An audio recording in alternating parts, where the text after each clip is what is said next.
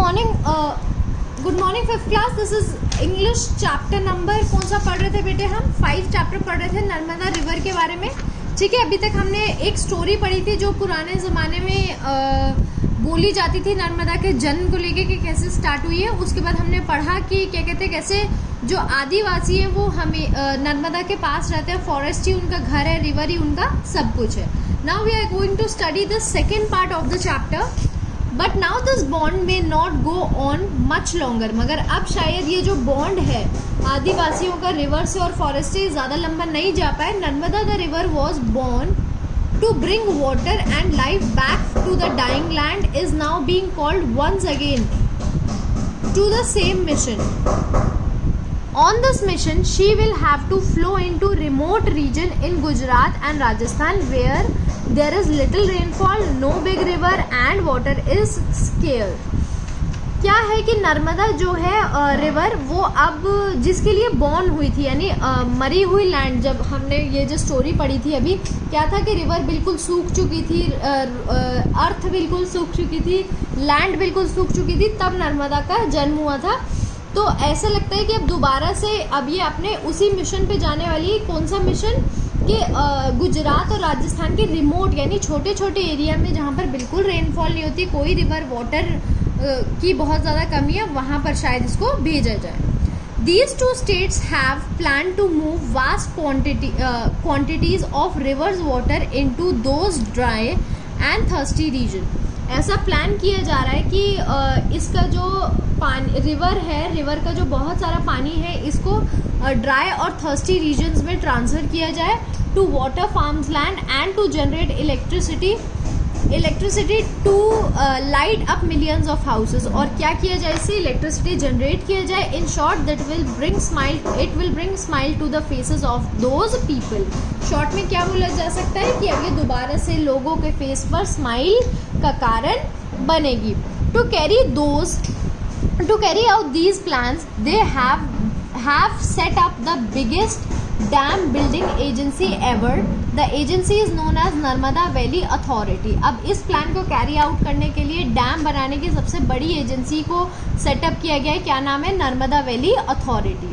The task of this agency is to dam the Narmada. The work of the agency is known as Narmada Valley Project. क्या है कि इस agency का काम कि नर्मदा पे डैम बनाए, और नर्मदा और इस एजेंसी को का काम को क्या बोला गया है? Narmada Valley Project. It start in 1990 and is to be continued by 2040। 1990 में स्टार्ट किया गया था और 2040 तक शायद ये कंप्लीट हो जाए। The plan is to build 30 big dams, 1035 middle-sized dam and 3000 small dams across the river over a period of 50 years. क्या प्लान है कि 30 बिग डैम्स बनाए जाएं, 35 मिडल साइज डैम बनाए जाएं और 3000 स्मॉल डैम्स बनाए जाएं। ठीक है, कितने टाइम पीरियड में? 50 ईयर्स के। The biggest of these dams is the 136.5 metre high Sardar Sarovar at the site between the town of Bharuch and Vadodara. ठीक है, यानी ये जो है सबसे बड़ा जो अभी तक डैम बना हुआ है वो 136.5 मीटर हाई है, लंबा है, और किसके बीच में है? बरोडरा या बरोडा भी बोला जाता है इसको, और भरूच के बीच में। The dam is intended to water nearly 2 million hectare of farmland. क्या योजना बनाई जा रही है कि ये 2 मिलियन हेक्टेयर लैंड को इरिगेट करने में या वहाँ पानी पहुँचाने में हेल्प करेगी। This is perhaps the largest damming project ever planned. सबसे बड़ा डैम प्रोजेक्ट है ये। So experts in various field from all over the world have been talking about it. तो कई सारे लोग पूरे दुनिया के इसके बारे में बात कर रहे हैं। The project is huge and important, बहुत बड़ा है और बहुत ही ज़्यादा ज़रूरी है। But what good will be really do? What good will it really do? कितना अच्छा करेगी? We will have to wait and see. हमें उसके लिए वेट करना पड़ेगा और देखना पड़ेगा। As more and more of these dams are build, it is hope that the larger and larger dry area will get water for their farms and more electricity will be generated. But will these hopes all come true? जितने ज़्यादा dams बनेंगे इस hope के साथ बन रहे हैं कि ज़्यादा से ज़्यादा ड्राई एरिया में पानी पहुंचाया जाए और वहाँ पर इलेक्ट्रिसिटी इलेक्ट्रिसिटी जनरेट की जाए, मगर क्या ये सच हो पाएगा? As we wait for the good, however some of the harm that can do is already evident. मतलब जैसे जो हम अच्छा करते हैं उसके साथ साथ कुछ हार्म भी हमें होता है, ठीक है। The dam will wash away the homes of million of people who live by the river sides. अब क्या होगा इसका, जब हम डैम्स बनाएंगे तो जो भी रिवर के आसपास लोग रहते होंगे उनका घर जो है वो छीन जाएगा, क्योंकि वहाँ पर डैम्स बनेंगे। The water pressure of so many huge dams may also leads to earthquake in this area which is already earthquake prone. यानी अर्थक्वेक पहले ही वहाँ बहुत ज़्यादा आते हैं और वाटर प्रेशर के कारण और भी ज़्यादा अर्थक्वेक आ सकते हैं। Are big dams then more dangerous than useful? तो क्या जो बड़े डैम्स होते हैं वो यूजफुल होने से ज़्यादा डेंजरस हैं? Are there other ways to provide water for drinking and farming? क्या कोई और तरीका है कि हम पानी को पहुंचाएं फार्मिंग के लिए और पीने के लिए? Is water the best source of electricity? क्या वाटर हमारा सबसे बेस्ट सोर्स है इलेक्ट्रिसिटी के लिए?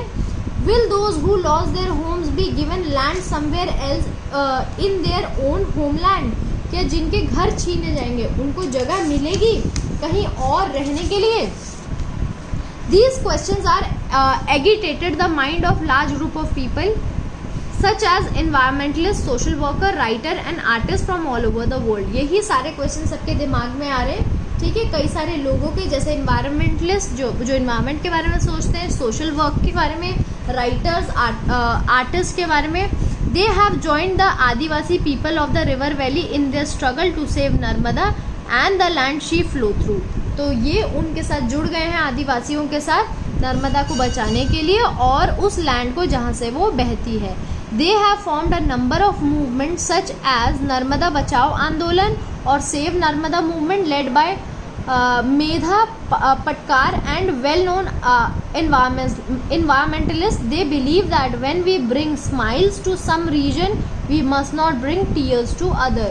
तो इन लोगों ने नर्मदा बचाओ के लिए कई सारे आंदोलन किए हैं और क्या बिलीव करते हैं कि एक जगह पे स्माइल लाने के लिए हमें दूसरे जगह में टीयर्स नहीं लाने चाहिए। यानी अगर विकास हो तो सारी जगह का हो, ऐसा नहीं कि एक जगह का पानी छीन कर हम दूसरी जगह पर दे दें। तो बेटा आपका जो चैप्टर है ये यहीं पर फिनिश होता है नर्मदा रिवर का।